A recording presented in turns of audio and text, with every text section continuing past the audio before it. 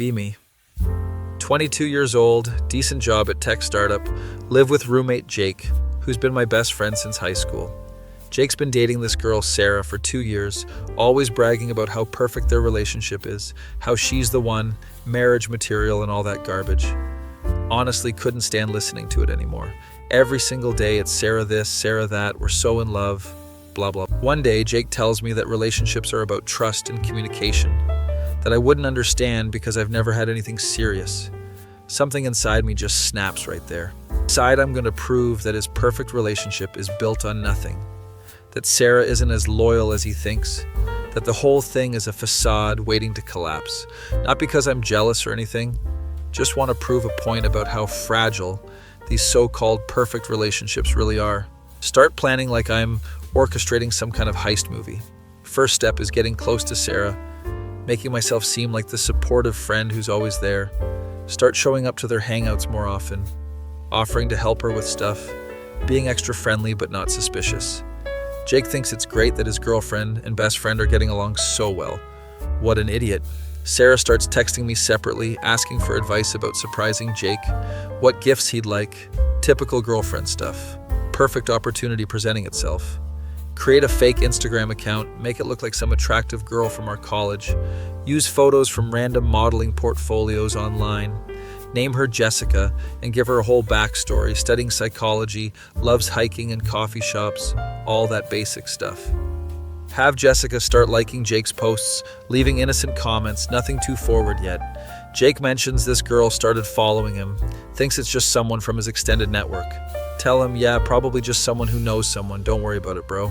Meanwhile, I'm carefully crafting Jessica's personality to be exactly what would appeal to Jake based on 8 years of friendship. Over the next few weeks, have Jessica slowly escalate the interactions. Comments become more personal, then she slides into his DMs asking about a book he posted about. Jake shows me the messages, laughing about how this random girl is being friendly.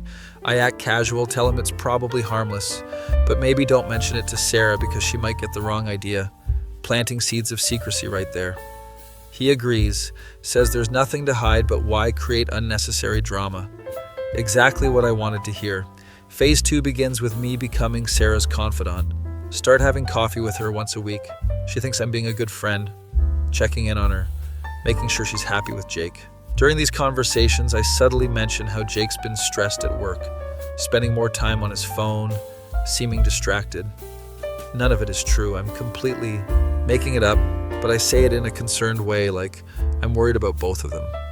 Sarah starts to notice things that aren't there because I've put the idea in her head. Confirmation bias is a beautiful thing when you're trying to manipulate someone. One evening, Jake goes out with his work friends, normal Thursday night thing he does twice a month. I text Sarah asking if she wants to grab dinner since we're both free. She agrees. We meet at this nice Italian place downtown. During dinner, I casually bring up Jessica, saying I noticed some girl commenting on Jake's posts a lot. Watch her face change, the suspicion creeping in even though she tries to hide it. She asks me if I think anything is weird about it. I do this thing where I hesitate, like I'm trying to decide whether to say something, then tell her it's probably nothing, but Jake did mention someone messaging him. She's immediately on alert, asking what he said about it. Tell her he just brushed it off, seemed like he didn't want to talk about it much. More seeds planted. Sarah goes home that night and probably checks Jake's phone, but there's nothing suspicious there because Jessica's messages are friendly and sparse. This actually makes it worse because now Sarah thinks Jake might be deleting messages. The next day, she texts me asking if Jake seemed off lately. Tell her I haven't noticed anything specific, but maybe she should talk to him if she's concerned. She doesn't though, because now she's in her own head about it. Meanwhile, I escalate Jessica's messages to Jake. Have her ask him to meet for coffee to discuss the book they were talking about. Jake's hesitant, but eventually agrees because he thinks it's just a friendly meetup and he doesn't want to be rude. He tells me about it, asking if it's weird. I tell him, nah man, it's just coffee, networking is important. Plus it's a public place, so who cares? He seems relieved to have my approval, doesn't realize I'm pushing him toward the cliff.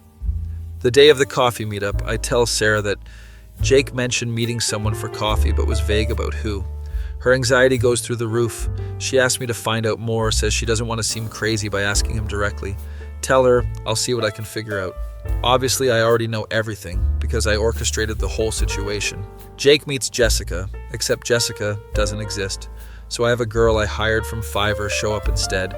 Gave her the Instagram photos, told her to pretend to be Jessica, just have a normal, friendly coffee chat, nothing inappropriate, be slightly flirty, but not over the line. Paid her $200 for an hour of her time. She does it perfectly. Jake has a nice conversation. They talk about books and college and random stuff. He comes home thinking it was a pleasant, innocent meetup. Texts me saying the coffee was fine, Jessica seems cool, very normal interaction. I immediately text Sarah saying Jake just got home from meeting that girl, her. Response comes in seconds asking how I know and why didn't he tell her. Tell her he mentioned it casually like it was no big deal. Seemed like he didn't think it was worth bringing up. She's spiraling now. I can tell from the typing indicators appearing and disappearing. Finally, she asked me if I think Jake would cheat on her. I send back, I don't think Jake would do that, but the secrecy is kind of weird, right? Like, why not just tell you about it? Perfect response, plants doubt without accusing anyone. That night, Sarah confronts Jake about the coffee meetup. He's confused about how she knows, tells her it was nothing, just a friend from Instagram. She asks why he didn't tell her about it. He says he didn't think it was important, plus I told him not to create unnecessary drama. Wait, he actually tells her that I suggested not mentioning it. This backfires slightly, but I adapt. Sarah texts me immediately asking why I told Jake not to tell her. I act shocked, say that's not what I meant at all. I just said, maybe don't make a big deal out of random Instagram interactions, not to hide entire meetups. Tell her that Jake must have misunderstood my advice. She believes me because I've positioned myself as her ally this whole time. Now Jake looks even more suspicious because his story doesn't align with mine. The relationship is cracking. I can see it happening in real time. They're arguing more. Sarah's checking his phone constantly. Jake's getting defensive about his privacy. I'm playing both sides, telling Jake that Sarah's being paranoid, telling Sarah that Jake's being secretive. It's like watching a building collapse in slow motion, beautiful in its own destructive way. Decide to deliver the final blow. Create screenshots of fake messages between Jake and Jessica, make it look like they're planning to meet up again. Add some slightly flirty undertones, but nothing explicit. Use Photoshop to make it look authentic, matching fonts and colors perfectly. Anonymously send them to Sarah from a burner email account with a message saying, "Thought you should know what your boyfriend is really doing." Sarah loses her mind when she sees the screenshots. Confronts Jake immediately, shows him the messages. He's genuinely confused because he never sent those messages. Tells her someone doctored them. This is insane. She doesn't believe him. Thinks he's lying. 2 years of trust evaporating in minutes. They have this massive fight in our apartment. I'm in my room listening to the whole thing through the walls. She's crying, he's yelling, it's chaos. Eventually Sarah storms out, says she needs time to think. Jake comes to my room devastated, asking me what just happened. How did this spiral so fast? I comfort him, tell him it'll blow over. Sarah's just emotional right now. Give her some space. He's grateful to have someone on his side, has no idea I'm the architect of his misery. Over the next week, I continue to play both sides. Jake's trying to prove his innocence. Sarah's refusing to listen. I'm adding fuel to the fire with Sarah, suggesting maybe Jake's been lying about other things too, questioning whether she really knows him. With Jake, I'm being supportive, telling him Sarah's overreacting. Maybe they need to take a break if she can't trust him. 2 weeks after the screenshots incident, Sarah breaks up with Jake. He's completely destroyed, doesn't understand how his perfect relationship fell apart over something he didn't do. She moves out her stuff from his place. They have this final conversation where she says she can't be with someone she doesn't trust. Jake tries to explain one more time that the messages were fake, that someone is messing with them. She just says even if that's true, the foundation is broken now. Too much damage has been done. After she leaves, Jake sits on the couch staring at nothing for like 3 hours. I sit with him, pat him on the back, tell him I'm sorry this happened. He thanks me for being there through everything. Inside, I'm feeling this weird mix of satisfaction and emptiness. I proved my point. Their perfect relationship was just as fragile as I thought. Trust is easy to destroy when you know how to manipulate the pieces. Weeks go by, Jake's still depressed, barely eating, calling in sick to work. I start to realize maybe I took this too far. He's my best friend and I destroyed his happiness just to prove some abstract point about relationships being fragile. What kind of person does that make me? Try to push the guilt away, tell myself he'll get over it eventually. People break up all the time. One night, Jake gets drunk and starts crying, saying he really loved Sarah, was going to propose next year, had the whole future planned out. Shows me the ring he had already bought, kept hidden in his closet. Suddenly, the weight of what I did hits me like a truck. I didn't just ruin a relationship, I destroyed someone's entire future over my own twisted need to prove a point. Can't even look at him without feeling sick. Consider coming clean, telling him everything. But what would that accomplish? He'd hate me, I'd lose my best friend, and Sarah would still be gone. The relationship is dead and there's no bringing it back. Decide to just bury it. Take this secret to my grave. Every day I have to look at Jake and pretend I wasn't the one who orchestrated his heartbreak. Months pass. Jake slowly starts to recover. He goes on some dates, tries to move on, but I can tell he's not the same person anymore. There's this sadness in his eyes that never completely goes away. Sarah blocked both of us on everything, moved to a different city for a job opportunity. Jake sometimes talks about her, wondering what she's doing, if she ever thinks about him. I just nod and listen, carrying the weight of knowing I'm the reason they're not together. The point I was trying to prove doesn't even matter anymore. Yeah, I demonstrated that relationships can be destroyed through manipulation and lies, but I also learned that destroying something just because you can doesn't make you clever, it makes you a monster. I broke two people who cared about each other for no real reason except my own ego and bitterness. The worst part is they still don't know it was me. Jake eventually moves out to start fresh somewhere new. Before he leaves, he tells me I'm the best friend he's ever had, that he doesn't know what he would have done without my support through the breakup. Shake his hand, wish him well, watch him drive away. Sit in the empty apartment surrounded by boxes and regret. Realize I didn't prove anything about relationships being fragile. I just proved that I'm a terrible person willing to hurt people I care about for the sake of being right. Tried to be the villain, succeeded perfectly. Now I get to live with the consequences of winning a game nobody else knew we were playing.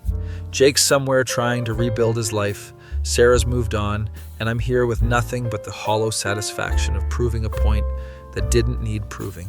Sometimes at night I think about reaching out, confessing everything, trying to fix what I broke. But too much time has passed, and some things can't be fixed. Guess I learned the hard way that being right isn't worth being alone. Destroyed a relationship to prove relationships are fragile, ended up destroying the most important relationship in my own life. The irony isn't lost on me. My face when I realized I became exactly the kind of person I used to mock. That feel when you win the battle but lose everything that mattered. Be me, Jake. 24 years old now, 2 years since my relationship with Sarah imploded and destroyed my entire world. Moved to Portland for a fresh start after the breakup, got a better job at a software company, trying to rebuild my life from scratch. Still think about Sarah every single day, still don't understand what actually happened to us. We were perfect together, had our whole future planned out, then suddenly everything fell apart over messages I never sent. The ring I bought for her is still in a box at the bottom of my closet because I can't bring myself to return it. It's Saturday morning and I'm at this coffee shop downtown working on some code when I get a message on LinkedIn from someone named Emma. Profile says she's a freelance actress and model, lives in my old city. Her message is weird, says she needs to talk to me about something important from 2 years ago, something about a coffee meetup. Immediately my stomach drops because the coffee meetup with that Instagram girl Jessica was the beginning of the end for me and Sarah. Heart racing, hands shaking, I message her back, asking what this is about. Emma responds quickly, says she was hired by someone to pretend to be a girl named Jessica, to meet me for coffee and act slightly flirty. Says she's been carrying guilt about it for 2 years and recently got sober, doing her amends in recovery, needs to come clean about the harm she caused. Tells me she was paid $200 through Fiverr, given Instagram photos and a whole fake backstory, instructed to meet me and have a friendly but slightly flirty conversation. I'm reading this message over and over. My brain can't process what I'm seeing. Someone hired an actress to catfish me? Who would do that? Why would someone do that? Ask Emma who hired her. She says she doesn't know the real name. It was all done through anonymous accounts and cash payment. But she kept screenshots of the original job posting and some of the instructions she received. Sends them to me and my hands are literally trembling as I open the files. The instructions are incredibly detailed, mentioning specific things about my interests, my personality, exactly how to engage with me. This wasn't some random scam. This was someone who knew me intimately, someone close enough to know what would appeal to me. Spend the next hour questioning Emma about every detail she remembers. She describes the person who handed her the cash payment at a Starbucks, says it was a guy in his early 20s, medium build, wore a baseball cap and sunglasses. Asks if I want to see the Instagram account that was used, says she still has access to it somehow. Tell her yes, send me everything. I need to understand what happened. She sends me login credentials to the fake Jessica account. Log into the account and my blood runs cold. Can see the entire conversation history between Jessica and me, but there are also draft messages that were never sent. Dozens of drafted messages that were clearly tests, trying to figure out the right tone, the right approach. Whoever made this account spent weeks studying my social media, my posts, my interests, crafting the perfect fake person to appeal to me. Then I see it, buried in the account settings, a recovery email address. It's an email I recognize, one I've seen before on gaming accounts and random signups. My roommate's email, my best friend's email. No, this can't be right. There has to be some mistake. My best friend, the guy who supported me through the entire breakup, who sat with me while I cried, who told me everything would be okay. He wouldn't do this. He couldn't do this. We've been friends since high school. But the evidence is right there. Undeniable. His email connected to the fake account that destroyed my relationship. I sit in that coffee shop for 3 hours just staring at my laptop screen, customers coming and going, baristas changing shifts, and I'm frozen. Everything is clicking into place now, memories replaying with new context. How he encouraged me to meet Jessica for coffee, said it was no big deal, just networking. How he told me not to mention the Instagram girl to Sarah to avoid unnecessary drama. How he was always there immediately after Sarah and I fought, always had the perfect supportive words ready. He knew exactly what to say because he orchestrated the entire thing. Call my older brother Marcus, the only person I trust right now. Tell him everything I just discovered. Marcus is silent for a long moment, then says that's messed up beyond words, asks what I'm going to do.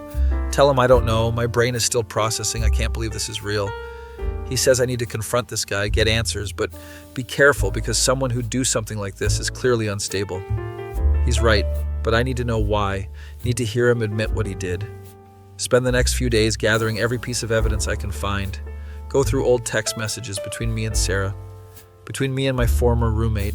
Notice patterns I missed before, how he was always subtly inserting doubt, always available right when things were falling apart. Find messages where he told Sarah things that weren't true, told me things about Sarah that created distance between us. He played us both perfectly, and we never suspected because he was supposed to be on our side. Also, reach out to Sarah for the first time in 2 years. Send her a long message explaining what I discovered, attaching all the evidence, the screenshots from Emma, the fake Instagram account details, everything. Don't even know if she'll read it. She blocked me on everything after we broke up. But I have her email from old correspondence. 3 days pass with no response, and I think maybe she deleted it without reading. Then I get a response, short and cold, just says, I need time to process this. Don't contact me again yet. At least she read it.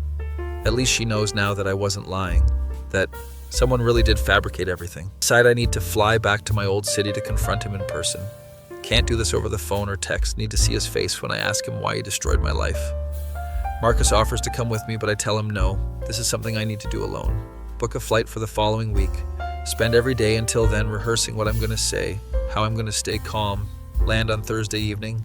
Rent a car. Drive to the apartment complex where he still lives according to his social media. Sit in my car outside for 30 minutes trying to build up the courage to go inside. Finally walk up to his door and knock. My heart is pounding so hard I can hear it in my ears. He opens the door and his face goes white when he sees me. Immediately knows something is wrong. Asks what I'm doing here. Thought I was in Portland. Why didn't I tell him I was visiting? I push past him into the apartment without saying anything. He's stammering, asking what's going on. Turn to face him and ask him directly, did you create a fake Instagram account to catfish me 2 years ago? Watch his expression change, the mask slipping, guilt flashing across his face before he tries to compose himself. He starts to deny it, says that's crazy, why would I think that? I pull out my phone and show him the screenshots, the email address, Emma's testimony, everything. His face crumbles and for a moment he just stands there, silent, caught. Finally he sits down on the couch and puts his head in his hands, admits it, says yes he did it, says he's sorry, says he never meant for things to go that far. I'm standing over him, and I can feel rage building up inside me like nothing I've ever felt before. Ask him why. Why would you destroy the best thing in my life? Why would you hurt both of us like that? He starts explaining about how he wanted to prove that perfect relationships were fragile, that Sarah wasn't as loyal as I thought, some twisted logic about teaching me a lesson. None of it makes sense. It's just justifications and excuses for cruelty disguised as friendship. Tell him that I had a ring, that I was going to propose to Sarah, that he didn't just ruin a relationship, he destroyed my entire future. He says he knows. He saw the ring. He realized too late what he'd done. Asks if there's any way I can forgive him, if we can work through this. We've been friends for so long. I laugh. It's this bitter, hollow sound. Tell him that friendship ended the moment he decided to play God with my life. He stands up and tries to approach me, reaching out like he's going to put his hand on my shoulder, the way he did when he was pretending to comfort me. Something snaps inside me when he touches me. Every moment of pain from the last 2 years, every night I spent crying, every time I looked at that ring, it all explodes out. I shove him hard and he stumbles backward into the coffee table. He's saying my name, telling me to calm down, and that just makes it worse. Rush at him and tackle him to the ground, my fist connecting with his face once, twice, 3 times before I even realize what I'm doing. He's trying to cover his face, yelling at me to stop, blood starting to come from his nose. Hit him again, all the rage and betrayal pouring out through my fists. He manages to push me off and scrambles away, backing into the corner of the room. I'm breathing hard, my knuckles are bleeding, his blood is on my shirt. He's crying now, saying he's sorry over and over, begging me to stop. Realize what I just did, how I lost control completely, attacked him, even though I came here just to talk. But I don't feel guilty. I feel like he deserved every hit and more. Tell him he's pathetic, that he's not even worth this anger, and I turn to leave. He calls after me, saying he's sorry again, asking me not to go. I slam the door behind me and walk out of that apartment building. Get to my rental car and sit there, hands shaking, adrenaline wearing off. My phone rings and it's Sarah calling. First time I've heard her voice in 2 years. Answer it and she sounds different, harder somehow. She says she's been investigating too, reached out to some mutual friends, found more evidence of what he did. Tells me she believes me now, that she's sorry for not trusting me back then, that she should have known something was wrong. We talk for an hour, both of us crying, both of us processing the fact that someone we trusted destroyed us for no real reason. She asks if I confronted him, and I tell her yes, admit that I lost control and hit him. There's a long silence, then she says she understands why, that she's fantasized about doing the same thing. We talk about whether there's any chance for us, whether too much damage has been done. She says she doesn't know, that she needs time, that even knowing the truth doesn't erase 2 years of pain and separation. I tell her I understand, that I just wanted her to know the truth, that I never betrayed her. We agree to take things slow, maybe meet for coffee in a few weeks, see if there's anything left to salvage. Hang up and feel something I haven't felt in 2 years, hope. It's fragile and uncertain, but it's there. Drive to a hotel and check in, planning to fly back to Portland the next day. Wake up the next morning to my phone ringing. It's Marcus asking if I'm okay. Tell him about the confrontation, about hitting him, about talking to Sarah. Marcus is quiet, then asks if I'm prepared for potential consequences of the assault. Hadn't really thought about it. Was too caught up in everything else, but he's right to worry. 2 days later, I'm back in Portland when I get a call from a police detective in my old city. My former roommate filed assault charges against me, provided photos of his injuries, gave a statement. Detective says I need to come back and turn myself in, that they have enough evidence to charge me. My stomach drops, realize the consequences of losing control are catching up to me. Call a lawyer that Marcus recommends. Explain the whole situation, the manipulation, the catfishing, everything. Lawyer says that doesn't justify assault, that I should have called the police instead of taking matters into my own hands. Fly back a week later with my lawyer to turn myself in.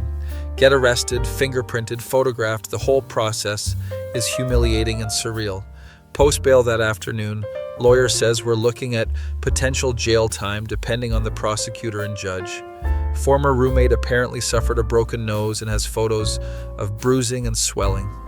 Lawyer says the best strategy is to plead guilty to a lesser charge, show remorse, explain the emotional circumstances without using them as an excuse, spend the next few months going through the legal process, court dates, meetings with prosecutors, psychological evaluation. Sarah reaches out during this time, says she feels partially responsible even though my lawyer tells her not to say that.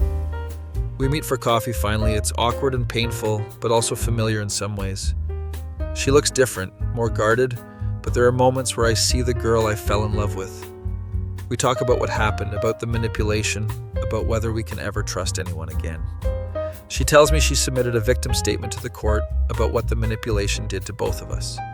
Says she described the emotional abuse, the calculated destruction of our relationship, how it affected her mental health for 2 years. My lawyer uses this along with character references from friends and family to argue for leniency. Prosecutor offers a deal, plead guilty to simple assault, serve 6 months in county jail, 2 years probation, anger management classes. Lawyer says it's a good deal considering I could have gotten much worse, recommends I take it. Accept the plea deal in court, have to stand there and admit that I assaulted him, that I lost control, that I take responsibility for my actions. Former roommate is there in the courtroom, looks smug until Sarah stands up during the victim impact statements. She absolutely destroys him verbally, explains in detail what he did to both of us, how he manipulated and gaslit us for months. Calls him a coward and a sociopath, says that while what I did was wrong, what he did was calculated psychological torture. Judge listens to everything, then sentences me to the agreed 6 months, says that while my actions were unacceptable, he understands the extreme emotional circumstances. Start my sentence the following week at county jail. It's horrible, exactly as bad as you'd imagine, sharing a cell with people who've done much worse things. Use the time to think about everything, about anger and revenge and consequences. Sarah writes me letters every week. We're slowly rebuilding something, though neither of us knows exactly what it is yet. She tells me she's in counseling now, working through trust issues and the trauma of the manipulation. Tells me she wants to try again with us when I get out, but we need to take it incredibly slow. 3 months into my sentence, I get a letter from Emma, the actress who reached out to me originally. She says she submitted her own statement to the police about being hired to catfish me, about the manipulation scheme. Apparently, they're now investigating my former roommate for potential fraud and harassment charges. Gives me some satisfaction to know he might face his own consequences, though I know the legal system might not see it as criminal. Also, during my time inside, my brother Marcus keeps me updated on former roommate's life falling apart. Apparently, once word got out about what he did, mutual friends dropped him immediately. He got fired from his job after someone reported the situation to his employer. Moved back in with his parents because he couldn't afford the apartment alone. His social media accounts are deleted or locked. Basically became a pariah. Served my full 6 months with good behavior. Get released on a Tuesday morning. Sarah is there waiting for me outside the jail. First time I've seen her in person in months. We hugged for a long time, both of us crying, both of us damaged, but still here. She drives me to a halfway house where I'll be staying during my probation, helping me carry my few belongings inside. We sit in her car afterward and talk about what comes next, about rebuilding trust, about whether love can survive this much trauma. She takes my hand and says she wants to try, that we both deserve a chance to have what was stolen from us. Tells me that she's different now. I'm different now. We can't just pick up where we left off. Have to build something new from the ruins of what we had.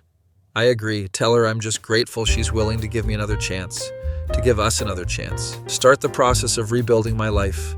Attending anger management classes twice a week. Meeting with my probation officer, looking for jobs that will hire someone with a criminal record.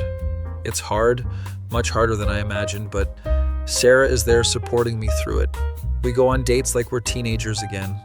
Movies and dinners and long walks, slowly remembering why we fell in love in the first place. 6 months after getting released, I hear through mutual friends that my former roommate is facing charges after all. Apparently, the district attorney decided that what he did constituted criminal harassment and fraud. Feels like justice finally catching up to him, though I know it won't undo the damage he caused. Sarah and I are both asked to testify if it goes to trial about the emotional and psychological impact. We agree to do it. to tell our story, to make sure what he did to us is documented and acknowledged. Standing in that courtroom months later, holding Sarah's hand, telling our story to a judge and jury feels like reclaiming some power. Former roommate looks small and pathetic at the defense table, his expensive lawyer trying to minimize his actions. Jury deliberates for 6 hours, comes back with guilty verdicts on multiple counts of harassment and fraud. He's sentenced to a year in jail and 3 years probation. Has to pay restitution to both me and Sarah for emotional damages. Walk out of that courthouse with Sarah and feel like maybe we can finally close this chapter. We're not perfect. We have bad days where trust issues surface, where the trauma comes back. But we're trying. We're fighting for each other instead of against each other. Eventually, I moved back to our old city to be closer to Sarah, get a decent job at a startup, complete my probation without issues. 2 years after getting out of jail, I take Sarah on a hike to the spot where we had our first date. Pull out the ring that's been sitting in a box for over 4 years now. Ask her to marry me. Tell her that we've been through hell and back, that I want to spend the rest of my life proving that what we have is real. She says yes, crying and laughing at the same time. And for the first time in years, everything feels right.